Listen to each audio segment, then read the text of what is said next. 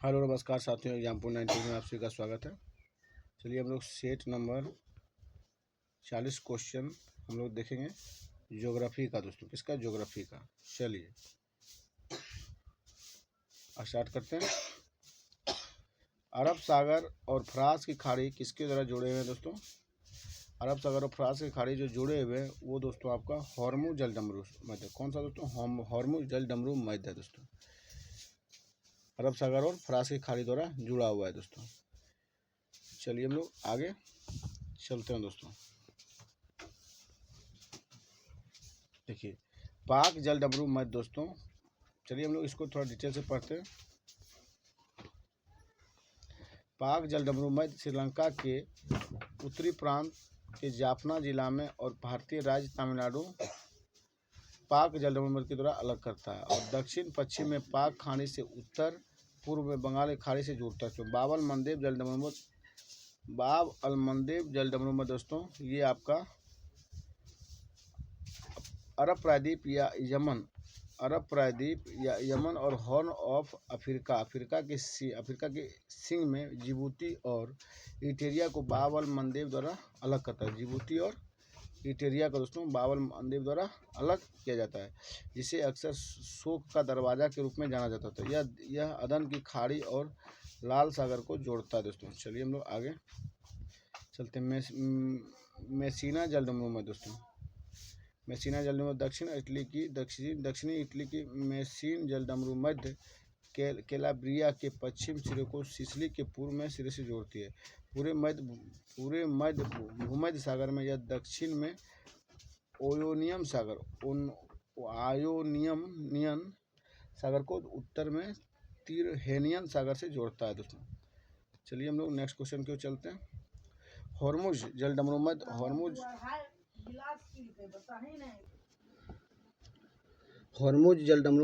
जलडमरू मध्य और हॉर्मुज जलडमरू मध्य का दूसरा नाम है। क्या है दोस्तों? हॉर्मुज जलडमरू मध्य का हॉर्मुज जलडमरू दूसरा नाम है। यह एक जलमार्ग है जो अरब सागर और ओमान की खाड़ी और पश्चिमी फारस की खाड़ी दक्षिण पूर्व को जोड़ता है। जलडमरू मध्य जो ईरान के उत्तरी भाग को अरब प्रायद्वीप से विभाजित करता है। 35 से 60 मील से 95 चौड़ा दक्षिण है दोस्तों। लगभग 14 मिलियन बैरल तेल हर दिन निर्यात किया जाता है। 14 मिलियन बैरल दोस्तों इंपॉर्टेंट पॉइंट है। यह दुनिया में सबसे महत्वपूर्ण तेल निरीक्षण बिंदु में से एक के रूप में कार्य करता है। समुद्र में जाने वाले विशाल tanker Bahrain, Iran, Iraq, Kuwait, Qatar, Saudi Arab, संयुक्त अरब अमीरात समुद्र के पार तेल का एक बड़ा हिस्सा ले जाता है। चलिए देखिए रूर कोयला क्षेत्र किस देश में स्थित है दोस्तों? रूर कोयला क्षेत्र जो है ये जर्मनी में स्थित है। कहाँ पे दोस्तों? जर्मनी में। चलिए हम लोग आगे चलते हैं। कौन सा जिला झारखंड के साथ सीमा साझा नहीं करती है दोस्तों? तो सुपौल झारखंड के साथ सीमा साझा नहीं करती है दोस्तों। औरंगाबाद गया करता है। चलिए हम लोग आगे देखते हैं। आधुनिक उद्योगों की रीढ़ कहा जाता है दोस्तों। आधुनिक उद्योगों की रीढ़ जो कहते हैं हम लोग लौह और इस्पात को आधुनिक शरीर की रीढ़ कहते हैं। आधुनिक उद्योगों की रीढ़ किसे कहते हैं? लौह और इस्पात को दोस्तों। चलिए हम लोग आगे चलते हैं दोस्तों, बढ़ते हैं। चलिए देखिए क्वेश्चन नंबर हम लोग नेक्स्ट देखते हैं। आधुनिक उद्योगों की रीढ़ कहा जाता है लौह और इस्पात को दोस्तों। कौन सा शिपयार्ड भारतीय नौसेना के लिए युद्धपोत बनाता है दोस्तों? तो मझगांव डॉक्स मुंबई दोस्तों। कौन सा शिपयार्ड भारतीय नौसेना के लिए युद्धपोत बनाता है? मझगांव डॉक्स मुंबई दोस्तों। यह भारतीय नौसेना और अपतटीय प्लेटफॉर्म को तटीय तेल ड्रिलिंग के संबंध में सहायक जहाज़ों के लिए युद्धपोत और पनडुब्बियों का निर्माण करता है दोस्तों। चलते हैं नेक्स्ट क्वेश्चन की ओर हम लोग। देखिए निम्न किस महासागर में धारा की दिशा का पूर्ण अव्यवस्था देखा जा सकता है दोस्तों? तो ये देखा जा सकता है हम लोगों को हिंद महासागर में दोस्तों। किस महासागर में धारा की दिशा का पूर्ण अव्यवस्था देखा जा सकता है? तो ये देख सकते हैं हम लोग हिंद महासागर। कहाँ पे दोस्तों? हिंद महासागर में। चलिए हम लोग नेक्स्ट क्वेश्चन की ओर चलते हैं। पौधे पौधे को उगाने के लिए सबसे अच्छी मिट्टी कौन सा है दोस्तों? तो दोमट मिट्टी पौधों को उगाने के लिए सबसे अच्छी मिट्टी की श्रेणी में आता है दोस्तों। चिकनी मिट्टी दोस्तों, चलिए हम लोग आगे चलते हैं, डिटेल इसका देखते हैं। चलिए देखिए, छत्तीसगढ़ की सबसे ऊंची चोटी पर्वत चोटी कौन है दोस्तों? छत्तीसगढ़ की सबसे ऊंची पर्वत चोटी गोरलाटा है दोस्तों। कौन है? गोरलाटा दोस्तों। ये कहाँ पड़ती है? ये दोस्तों 1225 मीटर की ऊंचाई के साथ छत्तीसगढ़ में सबसे ऊंची नामित चोटी समरी पट जसपुर बलरामपुर जिले में गोरलाटा है दोस्तों। जो गिरनार पहाड़ी की सबसे ऊंची चोटी गिरनार है, रूपनगर जिले में स्थित है दोस्तों। चलिए हम लोग आगे बढ़ते हैं दोस्तों। चलिए देख लीजिए आप लोग, 1225 मीटर के यानी फीट में 4019 है दोस्तों ऊंचाई के साथ छत्तीसगढ़ में सबसे ऊंची नामी चोटी समरी पट जसपुर बलरामपुर जिले में गोरलाटा है। यह गिरनार पहाड़ियों की सबसे ऊंची चोटी गिरनार है, रूपनगर जिले में स्थित है। हालांकि राज्य में सबसे ऊंचा बिंदु 1276 मीटर दक्कन पठार का बराडीला श्रेणी क्षेत्र में एक अज्ञात चोटी है, जिसे गोरलाटा चोटी भारतीय राज्य छत्तीसगढ़ के सर्वोच्च नामित पर्वत है दोस्तों। चलिए चलते हैं हम लोग आगे।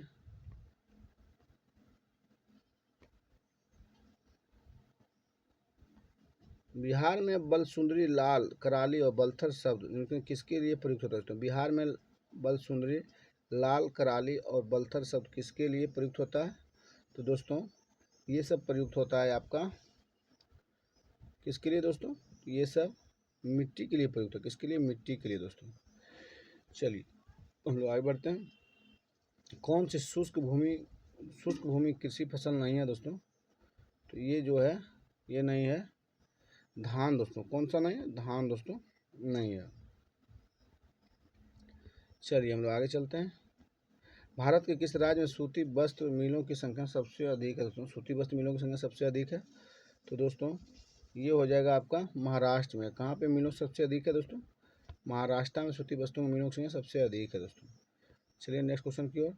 वर्ष 1960 में भारत और पाकिस्तान के बीच सिंधु जल संधि का हस्ताक्षर किस शहर में हुआ था दोस्तों? तो ये आपका कराची शहर में हुआ था। कहाँ पे दोस्तों? कराची शहर में हुआ था। 1960 में भारत और पाकिस्तान के बीच सिंधु जल संधि का हस्ताक्षर किस शहर में हुआ था? कराची में दोस्तों। देखिए इसके तहत जो संधि हुआ था उसमें दोस्तों संधि के अनुसार ब्यास और रावी और सतलज में से बहने वाले पानी का नियंत्रण भारत को दिया गया। तो ब्यास, रावी, सतलज को किसका नियंत्रण रहेगा? भारत का दोस्तों। और देखिए जबकि पाकिस्तान को जो दिया गया था समझौता में वो सिंधु था, चिनाब है, सिंधु, चिनाब और झेलम, ये पाकिस्तान में पर नियंत्रण देगा। तो इसे इंडिया में 20% इसका पानी का इस्तेमाल करेगा दोस्तों।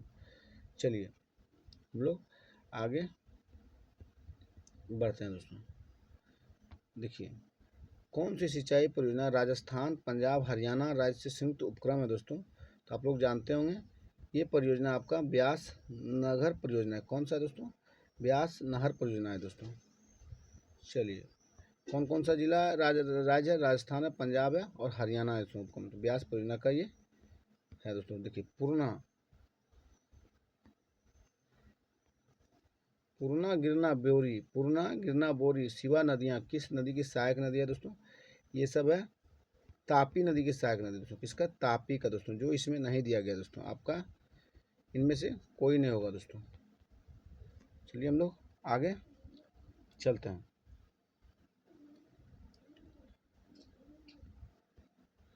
देखिए डिटेल देख लेते हैं हम लोग।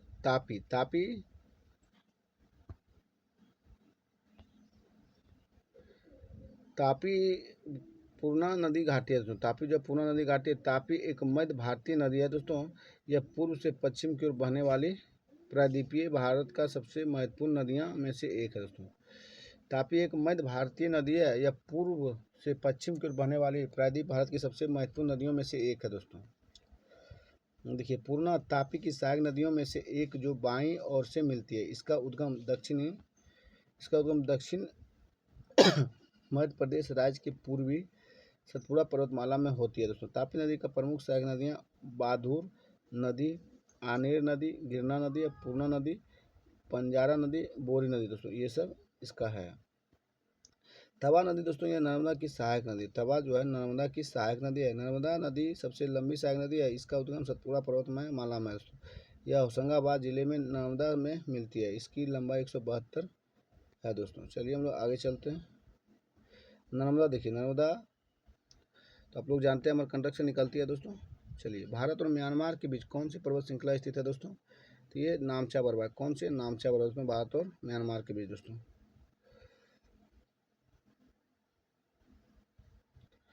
देखिए, नामचा बरवा तो क्या बोला क्वेश्चन, भारत और म्यांमार के पर्वत श्रृंखला पूछा है दोस्तों। सॉरी, गलती हो गया दोस्तों। भारत और म्यांमार के बीच कौन सी पर्वत श्रृंखला है? तो लुसाई है दोस्तों। कौन सा? लुसाई श्रृंखला है दोस्तों। मिजो पहाड़ियों पर यह लुसाई पहाड़ी या मिजो पहाड़ी मिजोरम और त्रिपुरा भारत में एक पर्वत श्रृंखला है दोस्तों। चलिए, नामचा बरवा तिब्बत हिमालय में स्थित है दोस्तों। कहाँ पे? तिब्बत हिमालय में दोस्तों। अब खासी हिल्स मेघालय के शिलोंग पठार का एक पर्वत श्रृंखला है दोस्तों। तुरा एक घाटी है जो पहाड़ियों की तलहटी में स्थित तुरा पीक के ठीक नीचे है दोस्तों। चलिए हम लोग आगे चलते हैं दोस्तों। देखिए, लुसाई पहाड़ियों या मिजो पहाड़ियों मिजोरम और त्रिपुरा भारत में एक पर्वत श्रृंखला है। यह पर्वत श्रृंखला पटकाई पर्वत श्रृंखला का हिस्सा है और पावंगपुर 2157 मीटर की ऊंचाई के साथ इसका उच्चतम बिंदु और इसे ब्लू माउंटेन के रूप में भी जाना जाता है। अराकान पर्वत, इसका नागा पर्वत, चीन पर्वत और पटकोई पर्वत श्रृंखला तलुसाई पहाड़ियों में शामिल है। यह पहाड़ी बंगाल की खाड़ी में डूब गए और अंडमान निकोबार द्वीप समूह में फिर से उभर आया दोस्तों। खासी हिल्स मेघालय के शिलोंग पठार में पर्वत श्रृंखला नामचा पर्वत तिब्बती हिमालय में स्थित दोस्तों। तुरा एक पहाड़ी शहर है जो मेघालय में तुरा जो है दोस्तों एक पहाड़ी शहर है जो मेघालय में पश्चिम गारो हिल्स जिले में एक नगर पालिका है दोस्तों। तुरा एक घाटी है जो तुरा पहाड़ियों की तलहटी में स्थित है और तुरा पीक के ठीक नीचे है दोस्तों। चलिए हम लोग नेक्स्ट क्वेश्चन की ओर बढ़ते हैं। कौन बिहार के मैदान का हिस्सा नहीं है दोस्तों? बिहार के मैदान का जो हिस्सा नहीं है वो आपका उत्तरी मैदान है, दक्षिणी मैदान है दोस्तों, लेकिन पूर्वी मैदान का हिस्सा ये आपका बिहार नहीं है दोस्तों। चलिए हम लोग आगे चलते हैं। नेक्स्ट क्वेश्चन में बोला जा रहा है पेशावर एवं काबुल किसके मध्य से एक दूसरे से गुजरती है दोस्तों? पेशावर और काबुल दोस्तों ये पूर्वी से कहाँ से गुजरती है? खैबर दर्रा में। पेशावर और काबुल दोस्तों किसके मध्य से होकर एक दूसरे से गुजरती है? खैबर दर्रा से दोस्तों, खैबर दर्रा से। निम्नलिखित में कौन बिहार का सबसे ऊंचा स्थान है दोस्तों? बिहार का सबसे ऊंचा स्थान आपका दोस्तों देखिए, निम्नलिखित में कौन सा बिहार का सबसे ऊंचा स्थान है दोस्तों? तो ये आपका हो जाएगा सोमेश्वर की पहाड़ी होगा। बिहार का जो सबसे ऊंचा स्थान है दोस्तों ये क्या है? सोमेश्वर की पहाड़ी है दोस्तों। चलिए हम लोग नेक्स्ट क्वेश्चन की ओर चलते हैं। देखिए, निम्नलिखित उच्चावच विशेषताओं पर विचार कीजिए। महादेव की श्रेणी है, मेकाले श्रेणी है, राजमल पहाड़ी या मिकरी पहाड़ी दोस्तों। आपका लगातार 1 2 3 4 दोस्तों। क्या पूछा गया है? पश्चिम से पूर्व दोस्तों। तो आपका महादेव पहाड़ियाँ आ जाएगा, महादेव पहाड़ियाँ। उसके बाद मैकाल पहाड़ियाँ आएगा दोस्तों।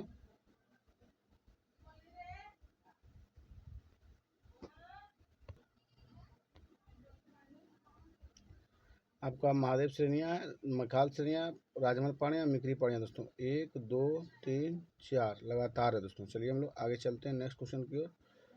नेक्स्ट क्वेश्चन में बोल रहा है मानसून दोस्तों।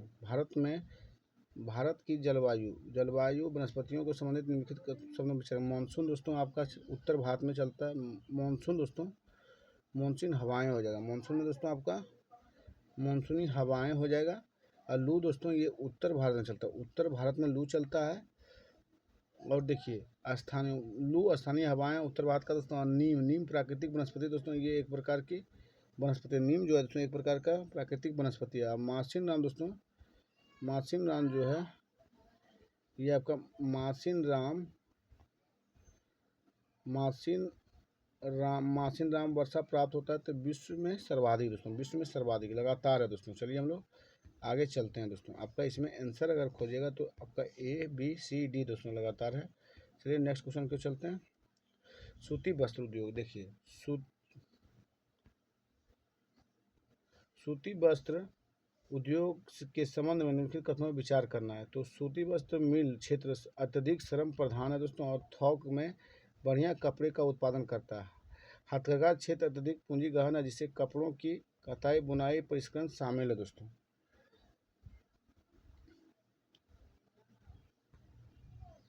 पूछा कौन सही है दोस्तों, तो आपका सी सही है दोस्तों। से देखिए, उद्योग को सिंथेटिक फाइबर के साथ कड़ी प्रतिस्पर्धा का सामना करना पड़ रहा है, और अब कई देशों में गिरावट का रुझान दिख रहा है दोस्तों।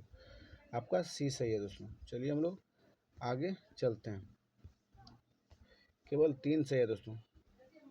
चलिए देखिए, नमेरी राष्ट्रीय उद्यान निम्नलिखित किस पशु पक्षी के लिए प्रसिद्ध है दोस्तों? नमेरी राष्ट्रीय उद्यान तो आप सभी जानते होंगे, व्हाइट विंग्स बूट्स का दोस्तों, व्हाइट विंग्स बूट्स डक का नमेरी राष्ट्रीय उद्यान निम्नलिखित पशु पक्षियों का प्रसिद्ध है, तो व्हाइट विंग्स बूट डक दोस्तों। चलिए नेक्स्ट क्वेश्चन की ओर चलते हैं हम लोग।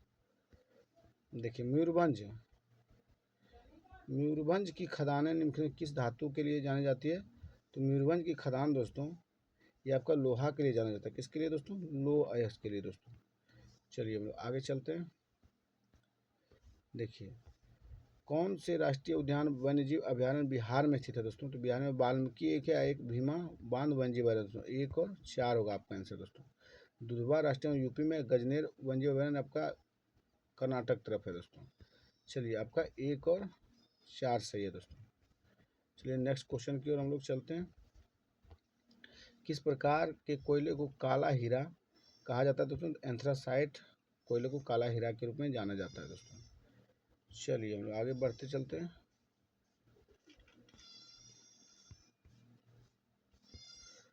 चलिए देखिए नेक्स्ट क्वेश्चन, कौन सा जिला 2001 से 11 के दौरान जनसंख्या की उच्चतम वृद्धि दर्ज किया है दोस्तों?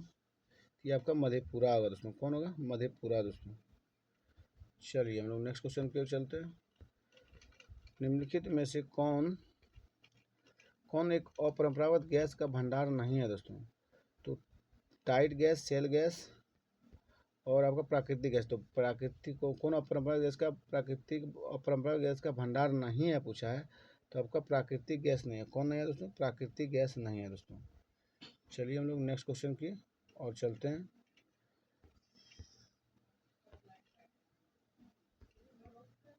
क्या होगा दोस्तों? औस हो जाएगा, अमन हो जाएगा, बोरा दोस्तों। बोरा, अमन, औस दोस्तों। ये पश्चिम बंगाल में उगाए जाने वाली चावल का किस्म है दोस्तों। पश्चिम बंगाल में उगाए जाने वाली चावल की किस्म है दोस्तों। चलिए हम लोग आगे चलते हैं। कौन सा राज्य 2011 में 2011 में जनगणना में नकारात्मक परिवर्तन का अनुभव करता है दोस्तों? तो ये आपका करता है नागालैंड दोस्तों। कौन करता है? नागालैंड दोस्तों। चलिए हम लोग नेक्स्ट क्वेश्चन की ओर चलते हैं। क्वेश्चन नंबर आपका है, डीजल लोकोमेट्री फैक्ट्री भारत में कहाँ पे स्थित है दोस्तों? मढ़ौरा में है दोस्तों। कहाँ पे? मढ़ौरा में स्थित है। चलिए नेक्स्ट क्वेश्चन चलते हैं। निम्नलिखित कथनों पर चलिए, चाय की झाड़ियों को वर्ष के दौरान गर्म और नम ठंड मुक्त जलवायु की आवश्यकता होती है।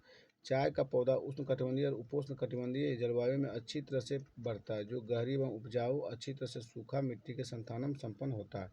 कॉफी के लिए एक गर्म और गीली जलवायु और अच्छी तरह से सूखा दोमट मिट्टी की आवश्यकता होती है। कॉफी फसल की वृद्धि के लिए पहाड़ी ढलान अधिक है दोस्तों। तो आपका 1 से अधिक हो जाएगा दोस्तों। इसमें आपका जो है सब सही है दोस्तों। चलिए हम लोग आगे नेक्स्ट क्वेश्चन की ओर चलते हैं।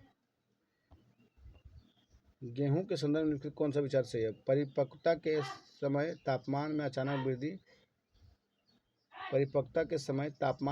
वृद्धि फसल के लिए हानिकारक है। ये गलत है दोस्तों। परिपक्वता मतलब पकते समय दोस्तों तापमान में वृद्धि होगा तो बढ़िया होगा, जल्दी पकेगा दोस्तों। ये आपका सही होगा, लेकिन ये गलत दिया है, तो हानिकारक है, गलत है। पकने के समय हल्की बूंदाबांदी उपज का नकारात्मक प्रभाव डालता है। ये भी सही है दोस्तों, क्योंकि फसल खराब हो जाएगा दोस्तों। केवल आपका 2 सही है दोस्तों। चलिए हम लोग नेक्स्ट क्वेश्चन की ओर चलते हैं।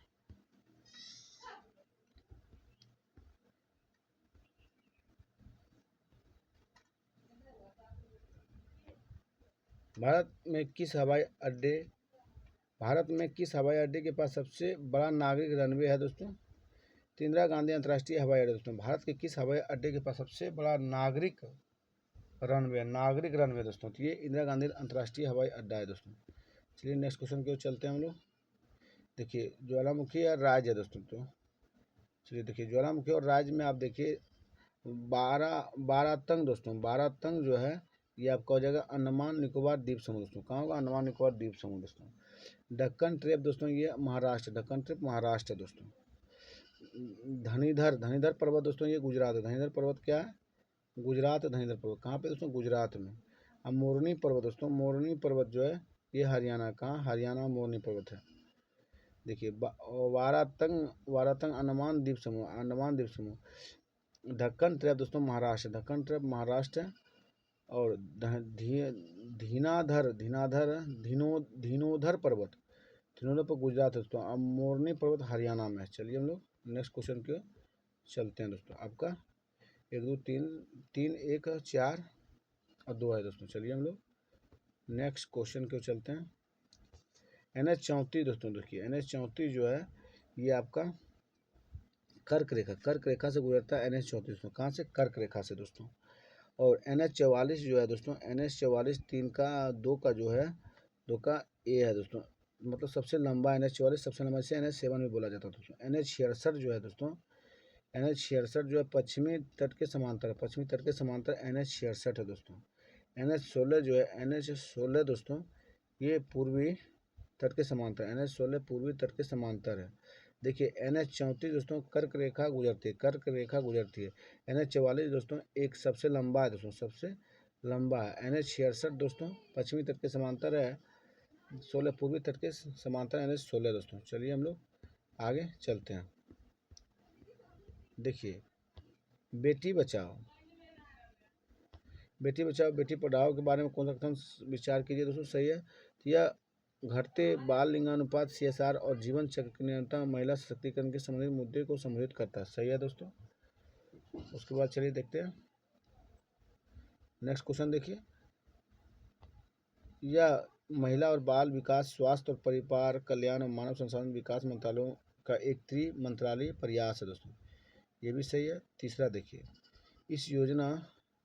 इस योजना के 2 प्रमुख घटक हैं, जैसे जन संचार अभियान और सभी राज्यों और केंद्र शासित प्रदेशों को कवर करने वाली बहुक्षेत्रीय कार्रवाई दोस्तों। आपका तीनों सही है दोस्तों। मतलब 1 से अधिक हो जाएगा दोस्तों, इसमें आपका 1 से अधिक होगा दोस्तों, सभी सत्य है।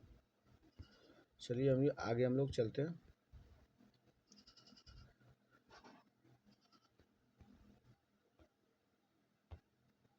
कौन बिहार में सबसे बड़ा बिजली योगदान करता है दोस्तों? तो थर्मल ऊर्जा बिहार में सबसे बड़ी बिजली उत्पादन करता है दोस्तों। चलिए हम लोग आगे नेक्स्ट क्वेश्चन की ओर चलते हैं।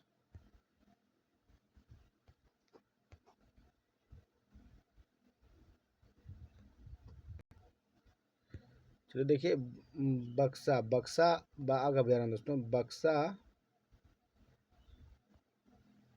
बक्सा बाघ अभयारण्य किस देश के साथ अपनी अंतर्राष्ट्रीय सीमा साझा करती है दोस्तों? तो बक्सा जो बाघ अभयारण्य है वो आपका करता है भूटान के साथ दोस्तों। किसके साथ? बक्सा आप कहाँ पे है? भूटान में दोस्तों। ये ध्यान रखने की बात है क्योंकि बहुत इंपॉर्टेंट क्वेश्चन है दोस्तों।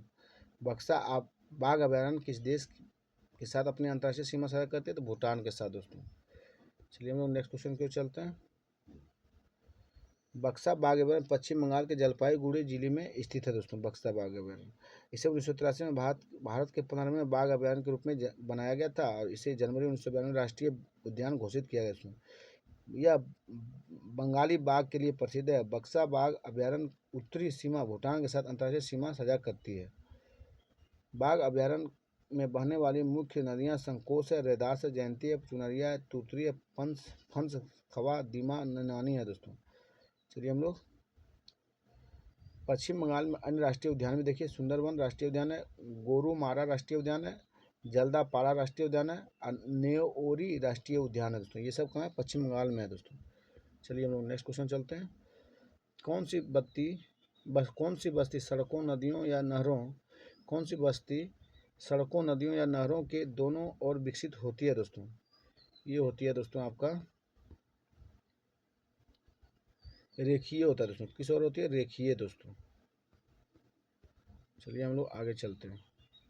भारत के किस क्षेत्र में जोजिला दर्रा स्थित है दोस्तों? तो जोजिला दर्रा आपका जम्मू कश्मीर में स्थित है। सॉरी दोस्तों, भारत के किस क्षेत्र में जोजिला दर्रा? जोजिला आपका लद्दाख में स्थित है। कहाँ पे दोस्तों? लद्दाख में। चलिए हम लोग, ये आपका कंप्लीट हुआ। हम लोग चलते हैं, आप पॉलिटी को कंप्लीट करते हैं दोस्तों। चलिए हम लोग अब 40 क्वेश्चन पॉलिटी देखते हैं दोस्तों। देखिए, कौन सी लोकतंत्र की विशेषता है दोस्तों? लोकतंत्र की विशेषता पूछा है, जनता द्वारा चुने गए प्रशासक सभी बड़े फैसले लेते हैं। ये आपका सही है दोस्तों।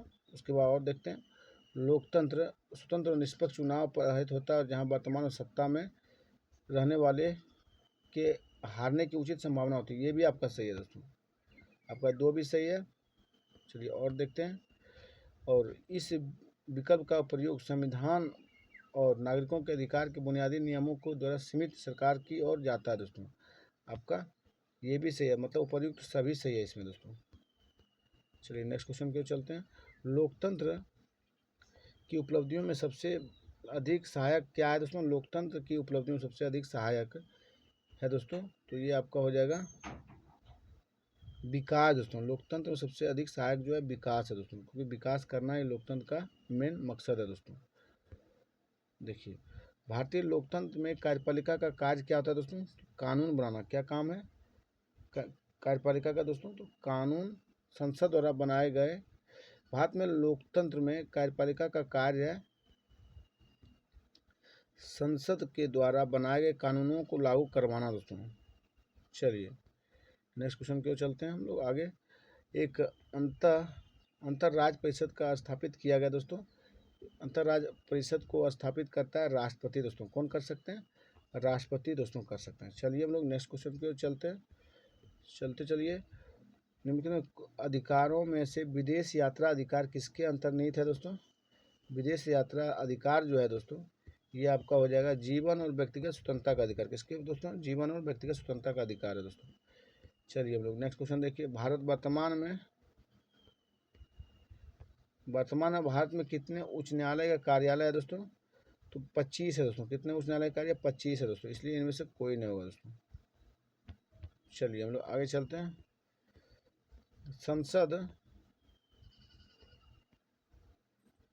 संसद में धन विधेयक पेश करने से पहले किसकी पूर्व अनुमति आवश्यक दोस्तों? संसद में धन विधेयक पेश करने से पहले किसकी पूर्व अनुमति आवश्यक है?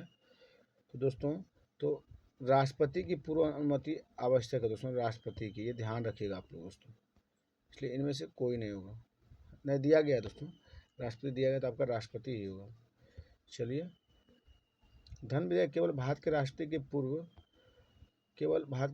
के पूर्व अनुमति के साथ संसद में पेश किया जाता है दोस्तों। धन विधेयक वित्तीय मामले जैसे कराधान, सार्वजनिक व्यय और आदि से संबंधित है।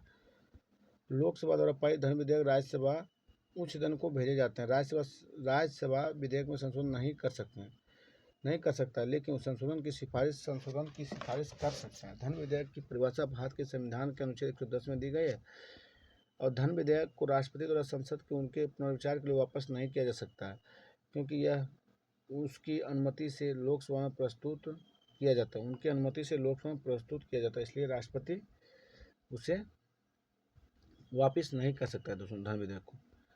चलिए हम लोग आगे चलते हैं। भारत के कथनों पर विचार करना। भारत के राष्ट्रपति को एक योग वीटो के साथ निहित किया जाता है, जिसे उच्च बहुमत के साथ विधायिका द्वारा अधिकृत किया जाता है। राष्ट्रपति की ओर से अंतर्राष्ट्रीय संधियों और समझौते पर बातचीत निष्कर्ष निकाला जाता है। 1971 में 24वें संविधान संशोधन अधिनियम ने राष्ट्रपति को संवैधानिक संशोधन विधेयक के लिए अपनी सहमति देने के लिए अनिवार्य बना दिया गया था दोस्तों। आपका दोस्तों इसमें 2 और 3 सही है दोस्तों, 2 और 3 दोस्तों, एक आपका गलत है दोस्तों। चलिए हम लोग आगे देखते हैं। 2, 3 देखिए सही है। देखिए, राष्ट्रपति द्वारा शक्तियों का प्रयोग किए गए कार्यों का अध्ययन निम्नलिखित में से होता है। कार्यकारिणी शक्तियाँ, विधायी शक्तियाँ, वित्तीय शक्तियाँ, न्यायिक शक्तियाँ, राजनयिक शक्तियाँ, सैन्य शक्तियाँ दोस्तों।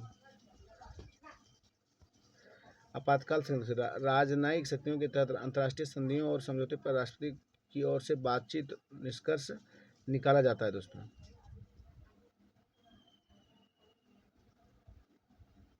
देखिए, भारतीय राष्ट्रपति के मामले में कोई योग्य वीटो नहीं है दोस्तों। अमेरिका राष्ट्रपति के पास है, इसलिए कथन एक गलत है दोस्तों, क्योंकि भारतीय राष्ट्रपति के मामले में कोई योग्य वीटो नहीं है, इसलिए ये गलत है। पॉकेट वीटो विधायिका द्वारा पारित विधेयक पर कोई कार्रवाई नहीं कर सकता दोस्तों।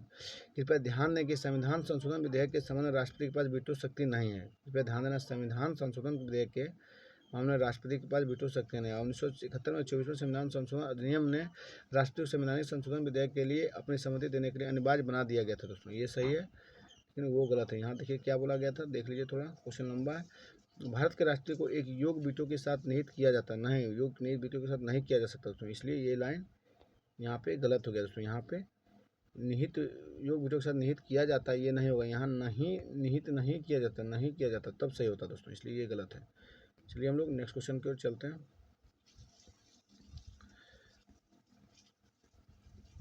देखिए, सरकार की राष्ट्रीय प्रणाली के संदर्भ में विचार करना, यह केवल एक ही कार्यकारी है दोस्तों, ये गलत हो जाएगा दोस्तों। सही बात। तो देखिए, सरकार की राष्ट्रपति प्रणाली के संदर्भ में विचार करना, यह केवल एक कार्यकारी है दोस्तों। यह प्रणाली में राष्ट्रपति राज्य और सरकार दोनों के प्रमुख होते हैं। उदाहरण संयुक्त राज्य अमेरिका और दक्षिण कोरिया दोस्तों। आपका 1 और 2 सही है दोस्तों। कार्यपालिका अपने नीतियों और कृत्यों के लिए विधायिका के लिए जिम्मेदार है और अपने पद की अवधि के संबंध में संवैधानिक रूप से विधायिका से स्वतंत्र है। आपका देखिए 3 गलत है दोस्तों।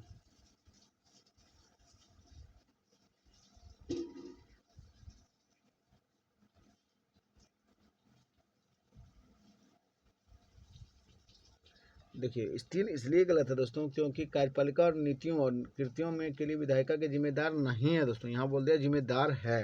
तो ये कार्यपालिका अपने नीतियों के कृत्यों के लिए विधायिका के लिए जिम्मेदार है। यहाँ पे होना चाहिए था कि कार्यपालिका अपनी नीतियों और कृत्यों के लिए विधायिका के प्रति जिम्मेदार नहीं है। यहाँ पे आपका यही स्टेटमेंट गलत है दोस्तों। यहाँ पे जो विधायक के लिए जिम्मेदार है, यहाँ पे नहीं होगा, जिम्मेदार नहीं था दोस्तों, इसलिए ये यहाँ पे लाइन गलत हो गया दोस्तों। चलिए हम लोग आगे नेक्स्ट क्वेश्चन की ओर चलते हैं। आपका 1, 2 सही है।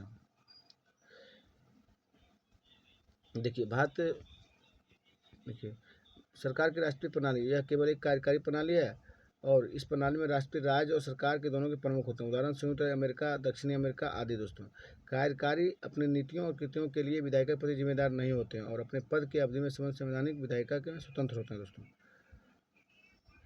सरकार और संसदीय प्रणाली 2 कार्यकारी है दोस्तों। नाम मात्र कार्यकारी राज्य प्रमुख होता है, उदाहरण राष्ट्रपति, जबकि वास्तविक कार्यपालिका प्रधानमंत्री होते हैं जो सरकार का प्रमुख होता है। ऐसे प्रणाली में राष्ट्रपति या सम्राट की भूमिका मुख्य रूप से औपचारिक होती है सिर्फ दोस्तों।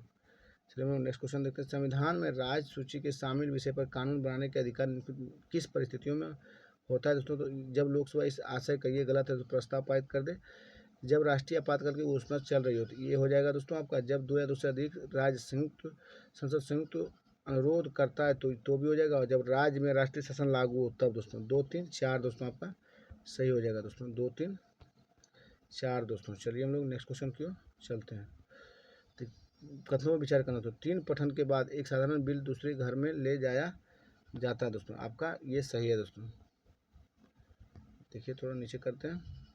3 पठन के बाद साधारण बिल दूसरे घर में ले जाया जाता है दोस्तों। आपका 1 सही है। बिलों का वितरण सामान्य चर्चा के दौरान चर्चा की जाती है दोस्तों, गलत है। बिलों के वितरण सामान्य चर्चा के दौरान चर्चा नहीं की जाती। बिलों का परिचय राजमात्र में प्रकाशन पहले बढ़ाने का गठन करता है दोस्तों। तो आपका 1 और 3 सही है दोस्तों। चलिए 2 गलत था। चलिए हम लोग नेक्स्ट क्वेश्चन की ओर चलते हैं। 1 और 3 सही है दोस्तों। कौन सा कथन राष्ट्रपति के विचार के लिए एक विधेयक को आरक्षित करने की राज्यपाल की शक्तियों के बारे में सही है दोस्तों? तो देखिए, कौन सा कथन राष्ट्रपति के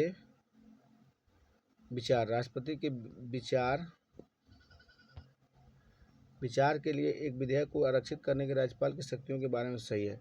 इस अनुच्छेद 201 में रखा गया, यह राज्यपाल की विवेकाधीन शक्ति नहीं है। यह अनिवार्य है यदि विधेयक उच्च न्यायालय की स्थिति में को खतरे में डालता है। तो देखिए, यह अनिवार्य है यदि विधेयक उच्च न्यायालय की स्थिति को खतरे में डालता है दोस्तों। आपका सी सही है दोस्तों। चलिए हम लोग उसके बाद सभी गलत है दोस्तों। चलिए नेक्स्ट क्वेश्चन की ओर हम लोग चलते हैं।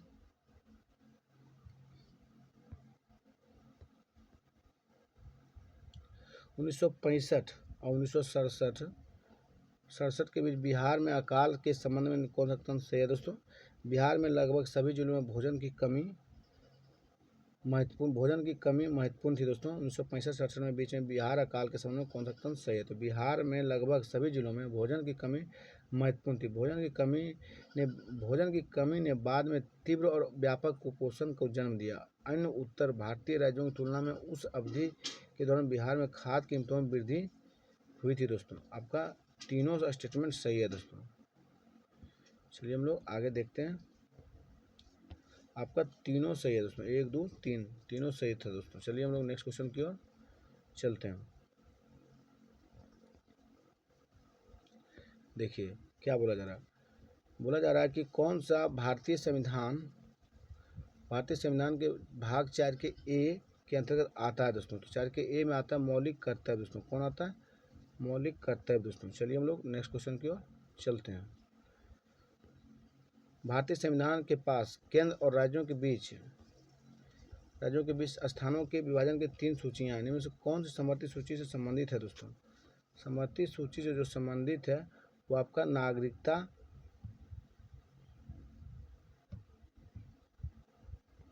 नहीं दोस्तों, नागरिकता कैसे? व्यापार और संघ दोस्तों आपका समवर्ती सूची से संबंधित है दोस्तों। चलिए देखिए, राष्ट्रीय आपातकाल के प्रभावों के बारे में कौन कथनों पर विचार करना है? राष्ट्रीय आपातकाल केंद्र की कार्यकारी शक्ति को मानता है और किसी भी विषय पर कार्यकारी निर्देशक दे सकता है। आपका सही है दोस्तों, एक ही सही है दोस्तों। राष्ट्रीय आपातकाल के प्रभावों के बारे में सही है। तो केंद्र राज्य की कार्यकारी शक्ति को मानता है और किसी भी विषय पर कार्यकारी निर्देश दे सकता है। राज्य की विधायी शक्ति निलंबित है जब संसद को किसी भी विषय पर कानून बनाने का अधिकार हो। राज्य की विधायिका शक्ति निलंबित है। तो दोस्तों देखिए,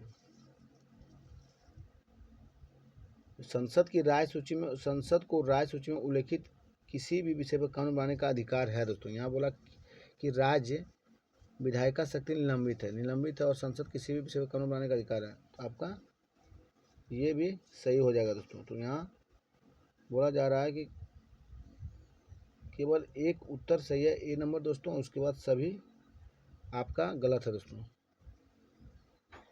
विधायी शक्ति निलंबित है तो संसद,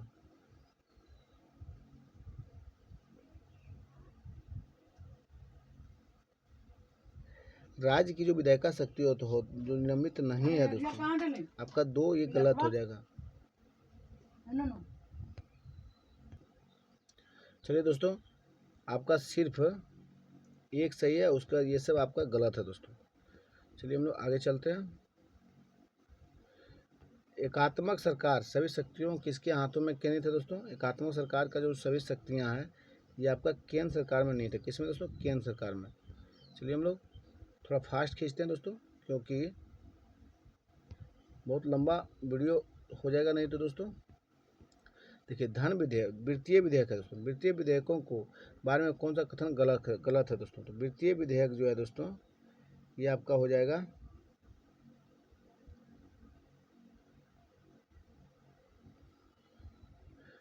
कौन सा गलत है दोस्तों? जो सही है पहले उसे हम लोग पढ़ते हैं। देखिए, वित्तीय विधेयक केवल लोकसभा में पेश किया जा सकता है, राज्यसभा में नहीं दोस्तों। ये सही है आपका। फिर देखिए, दोनों सदनों के बीच असहमति के मामले में राष्ट्रीय गतिरोध को हल करने के लिए दोनों सदनों संयुक्त बैठक बुला सकता है। ये भी सही है, लेकिन इसे राज्यसभा द्वारा स्वीकार या संशोधित नहीं किया जा सकता दोस्तों।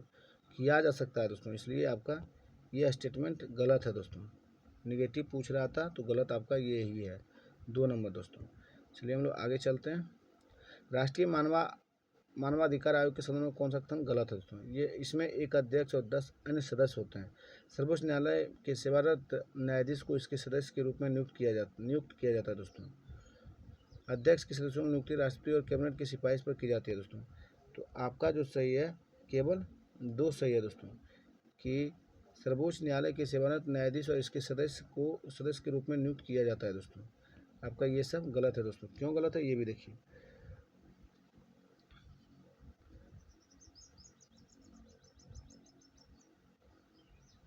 क्योंकि आयोग एक बहुत सदस्यीय निकाय है, इसमें एक अध्यक्ष और 4 सदस्य होते हैं। एक सदस्य होते हैं, एक अध्यक्ष होता है, 4 अन्य सदस्य होता है दोस्तों।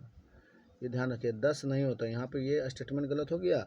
और देखिए, अध्यक्ष और सदस्यों की नियुक्ति राष्ट्रपति की कैबिनेट सिफारिश पर की जाती है, ये गलत है। क्योंकि देखिए, अध्यक्ष और सदस्यों की नियुक्ति राष्ट्रपति द्वारा 6 सदस्यीय समिति सिफारिश पर की जाती है। इसमें प्रधानमंत्री भी होते हैं, लोकसभा अध्यक्ष होते हैं, राज्यसभा होते हैं, उपसभापति, दोनों सदनों के विपक्ष के नेता भी शामिल होते हैं। तब संसद और केंद्रीय गृह मंत्री होता है दोस्तों, इसलिए ये गलत है दोस्तों। अध्यक्ष के सदस्यों की राष्ट्रपति और कैबिनेट नहीं करते हैं, ये गलत है। सिर्फ राष्ट्रपति ही नहीं होते, इसमें बहुत सारे मेंबर होते हैं दोस्तों। चलिए हम लोग आगे चलते हैं, इसलिए केवल आपका 2 सही था। राष्ट्रीय मानवाधिकार संवैधानिक नहीं है दोस्तों, निकाय है, वैधानिक निकाय है। 1993 में संसद द्वारा अधिनियमित कानून अर्थात मानवाधिकार संशोधन 1993 के तहत स्थापित किया गया था। इस अधिनियम में 2006 से 2009 में संशोधन किया गया। आयोग एक बहुसदस्यीय निकाय है, जिसमें एक अध्यक्ष और 4 सदस्य होते हैं। मानवाधिकार संरक्षण संशोधन अधिनियम 2019 में अनुसार एक व्यक्ति को सर्वोच्च न्यायालय का न्यायाधीश रहा है, उस व्यक्ति के अतिरिक्त आयोग के अध्यक्ष के रूप में नियुक्त होने के लिए भी पात्र बनाया गया है, जो भारत के मुख्य न्यायाधीश रहा है। 2 सही है दोस्तों। देखिए, इसका इन पूर्वकालिक सदस्यों के अलावा आयोग में 4 पदेन सदस्य भी हैं। राष्ट्रीय अल्पसंख्यक आयोग के अध्यक्ष, राष्ट्रीय अनुसूचित जाति आयोग और राष्ट्रीय अनुसूचित जनजाति आयोग और राष्ट्रीय महिला आयोग दोस्तों। अध्यक्ष और सदस्यों की नियुक्ति राष्ट्रपति द्वारा 6 सदस्यीय समिति की सिफारिश पर की जाती है, जिसमें प्रधानमंत्री, लोकसभा के अध्यक्ष, राज्यसभा उपसभापति, विपक्षी दल के नेता होते हैं दोस्तों। देखिए, भारतीय संविधान को अधिनियमित करने वाले संविधान सभा के सदस्य कौन थे दोस्तों? भारतीय संविधान को अधिनियमित करने वाले संविधान सभा के सदस्य दोस्तों तो हो जाएंगे विभिन्न प्रांतों के विधानसभा द्वारा निर्वाचित सदस्य थे दोस्तों। चलिए नेक्स्ट क्वेश्चन की ओर चलते हैं हम लोग। विधि संबंधी मामले पर राज्य सरकार को सलाह देने के लिए कौन जिम्मेदार है दोस्तों? विधि संबंधी मामले पर राज्य सरकार को सलाह देने के लिए तो महाधिवक्ता है दोस्तों। राज्य की बात है तो आप लोग राज्य की महाधिवक्ता को खोज के लगाइए दोस्तों, यह 165 अनुच्छेद में दिया गया दोस्तों। जिम्मेदार सरकार के बारे में कौन सा कथन सही है दोस्तों? जिम्मेदार सरकार राष्ट्रपति द्वारा संचालित किया जाता है, ये गलत है दोस्तों। भारत में केंद्र में कोई जिम्मेदारी सरकार की नहीं बल्कि राज्यों की है। जिम्मेदार सरकार में मंत्री सामूहिक रूप से राष्ट्रपति को उत्तरदायी होता है दोस्तों। चलिए आगे देखते हैं। एक जिम्मेदार सरकार में जब कोई अविश्वास प्रस्ताव पारित होता है तो मंत्रिमंडल पूरी तरह से इस्तीफा देता है दोस्तों। आपका 4 सही है दोस्तों, जिम्मेदार सरकार का मतलब दोस्तों। चलिए हम लोग आगे चलते हैं। एक जिम्मेदारी सरकार के संसदीय स्वरूप में चलती है, जिसमें मंत्री सामूहिक रूप से निचले सदन के लिए जिम्मेदार होते हैं। जब किसी अविश्वास प्रस्ताव पारित किया जाता है तो सभी मंत्री सदन में अपनी सदस्यता के बावजूद भी इस्तीफा दे देते हैं। चलिए नेक्स्ट क्वेश्चन चलते हैं हम लोग। ग्रीस देखिए दोस्तों, ग्रीस आपका हेनलेस, ग्रीस कौन थे दोस्तों? हेनलेस ग्रीस थे। ब्राज़ील का हो जाएगा आपका कांगूर नेशनल दोस्तों, ब्राज़ील का कांग्रेसिया नेशनल तो कांग्रेसो नेशनल।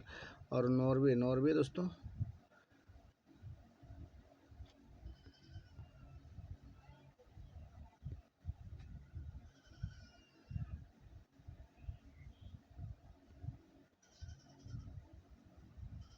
देखिए, ग्रीस का हो गया आपका हेनलेस हो गया दोस्तों। देखिए, ग्रीस का हेनलेस और ब्राज़ील का कांग्रेसो नेशनल हो गया।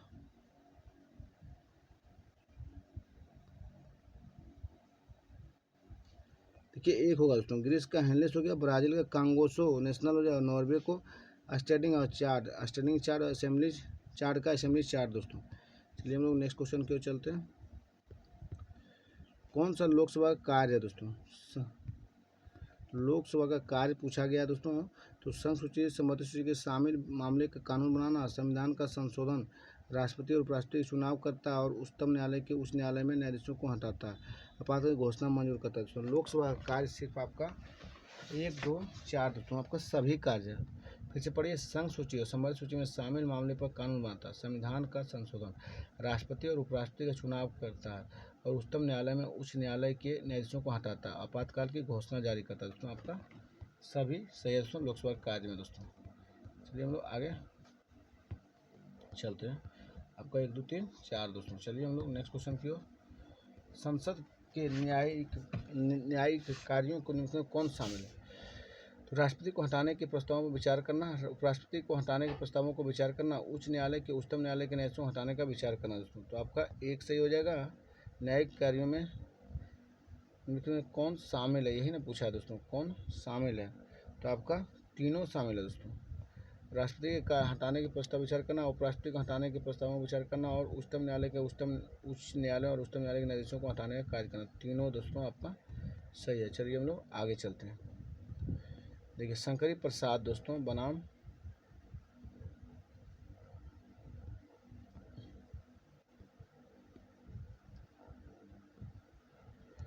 शंकरी प्रसाद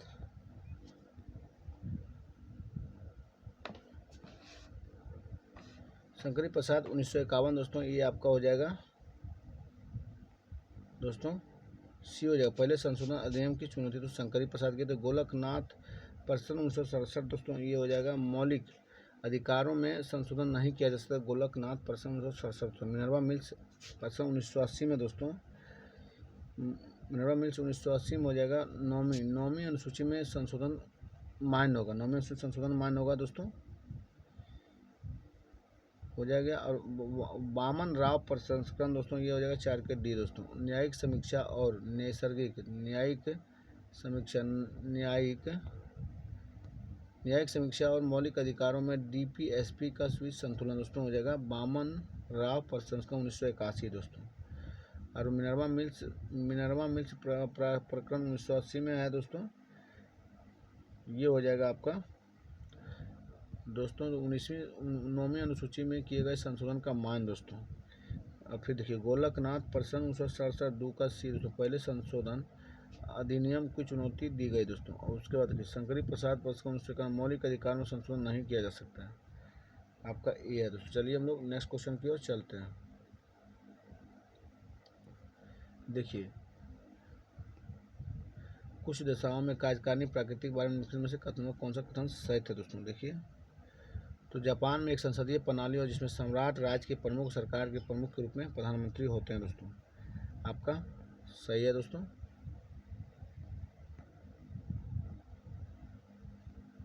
क्या बोला गया था? कुछ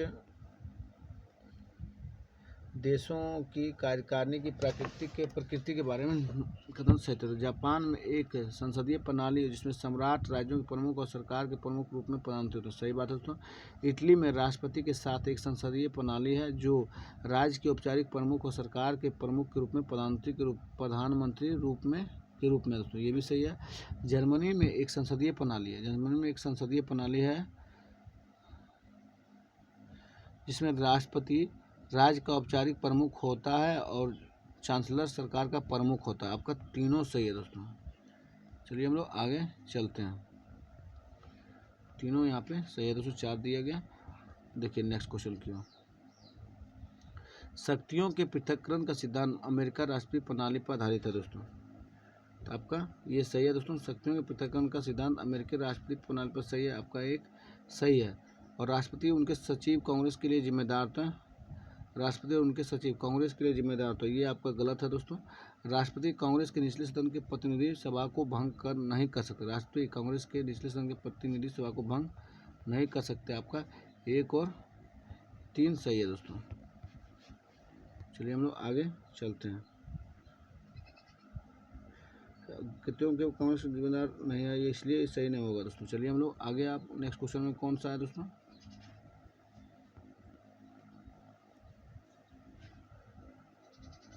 देखिए शक्तियों का पृथक्करण देखना है दोस्तों। ये तो देख लिए दोस्तों, ये तो बना लिए हम लोग। चलिए नेक्स्ट क्वेश्चन को। राष्ट्रीय विकास परिषद है दोस्तों। राष्ट्रीय विकास परिषद क्या है? तो ये योजना आयोग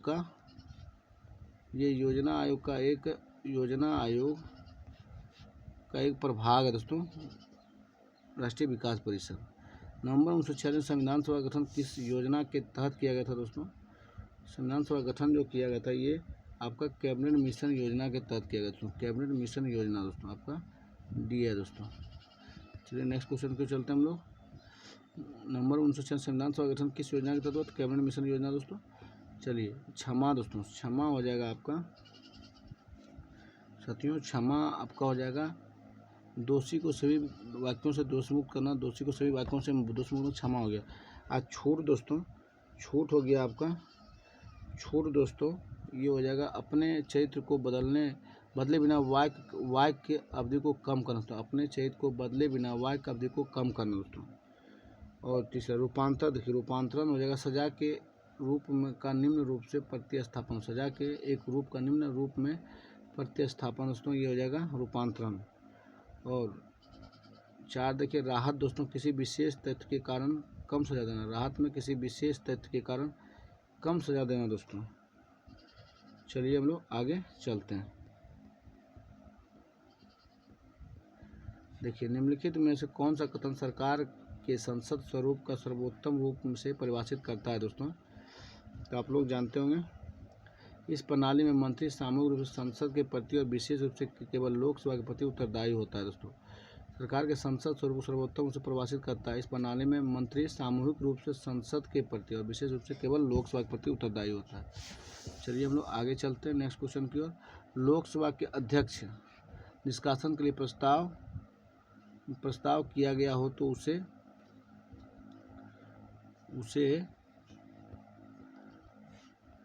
सदन के अध्यक्ष सदन की अध्यक्षता नहीं करेगा, लेकिन सदन की कार्यवाही में बोलने और भाग लेने का अधिकार होगा।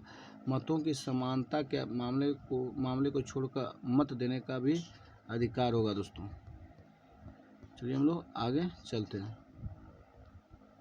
फिर से देखिए, सदन की अध्यक्षता नहीं करेगा, लेकिन सदन की कार्यवाही में बोलने और भाग लेने का अधिकार होगा और मतों की समानता के मामले को छोड़कर मत देने का भी अधिकार होगा दोस्तों। चलिए नेक्स्ट क्वेश्चन देखिए, भारत के उपराष्ट्रपति के बारे में विचार करना है दोस्तों। यह संसद का अभिन्न अंग है दोस्तों, ये आपका गलत हो, अभिन्न अंग नहीं है दोस्तों। ये राज्यसभा का सदस्य नहीं है, राज्यसभा का सदस्य है दोस्तों, ये भी गलत है। उसे हटाने, राज्यसभा का सदस्य नहीं होता है दोस्तों, सही बात है दोस्तों। ये उपराष्ट्रपति रहता है, राज्यसभा का सदस्य बन जाता है दोस्तों। आपका सही पूछा तो आपका 2 सही है। उसे हटाने की प्रक्रिया राज्यसभा या लोकसभा में शुरू होती है, तो राज्यसभा में होती है दोस्तों, ये भी गलत हो गया। चलिए, उपराष्ट्रपति को हटाने की प्रक्रिया राज्यसभा में शुरू होती है दोस्तों। बेल्जियम सामुदायिक सरकार का चुनाव कौन करता है दोस्तों? केवल दोस्तों भाषा समुदाय के लोग। बेल्जियम समुदाय सरकार का चुनाव कौन करता है? केवल एक भाषा समुदाय के लोग। चलिए हम लोग नेक्स्ट क्वेश्चन की ओर चलते हैं। क्वेश्चन नंबर आपका नेक्स्ट है कि क्वेश्चन है दोस्तों कि सरकार का संसदीय स्वरूप पहली बार किस देश में लागू किया गया था दोस्तों? तो संसदीय स्वरूप वाली पहली बार किस देश में लागू? तो ब्रिटेन में दोस्तों। कहाँ पे? ब्रिटेन में दोस्तों। चलिए हम लोग नेक्स्ट क्वेश्चन की ओर चलते हैं। अंतर्राज्य परिषद में सबसे अच्छा उदाहरण है दोस्तों, अंतर्राज्य परिषद सबसे अच्छा उदाहरण सहकारी संघवाद दोस्तों। अंतर्राज्यीय परिषद का सबसे अच्छा उदाहरण सहकारी संघवाद है दोस्तों। सहकारी संघवाद अंतर्राष्ट्रीय परिषद का उदाहरण है दोस्तों। भारत कौन सी भारतीय प्रणाली की विशिष्ट विशेषता नहीं है दोस्तों? भारतीय प्रणाली की विशिष्ट विशेषता नहीं है। देखिए, पंथ निरपेक्ष है दोस्तों, संपूर्ण शक्ति केंद्र के पास तो ये नहीं है। भारत में भारतीय प्रणाली की विशिष्ट विशेषता नहीं, तो संपूर्ण शक्ति केंद्र के पास है, ये आपका नहीं है दोस्तों विशेषता। चलिए हम लोग नेक्स्ट देखते हैं। कौन सी राजनीतिक दल प्रणाली सभी परिस्थितियों में सभी देशों हेतु आदर्श होती है? तो एक दलीय प्रणाली नहीं, देश पर देखिए, कौन सा राजनीतिक दल प्रणाली सभी परिस्थिति में सभी देशों हेतु आदर्श होती है? चलिए आगे देखते हैं। देश पर निर्भर रहती है दोस्तों, देश पर निर्भर करती है दोस्तों। चलिए हम लोग आगे चलते हैं। किसी राजनीतिक दल को राज्य दल के रूप में मान्यता दी जाती है यदि लोकसभा और विधानसभा चुनाव में राज्य का 6% वोट, राजनीतिक दल को राज्य दल, तो दोस्तों 6% वोट हासिल करेगा तो उसे मिल जाएगा मान्यता दोस्तों। देखिए, लोकसभा या विधानसभा चुनाव में उसे उस राज्य में 4% वोट, ये गलत हो गया दोस्तों। देखिए क्या बोला क्वेश्चन, देखिए किसी भी राजनीतिक दल को राज्य दल के रूप में मान्यता दी जाती है तो उसे दिया जाएगा। लोकसभा या विधानसभा चुनाव में उसे 6% वोट मिलता हो, उसे हम लोग देंगे दोस्तों, तब उसे राजनीतिक दल के रूप में मान्यता दिया जाता है। चलिए, आपका सेशन यहीं कंप्लीट होता है दोस्तों। धन्यवाद।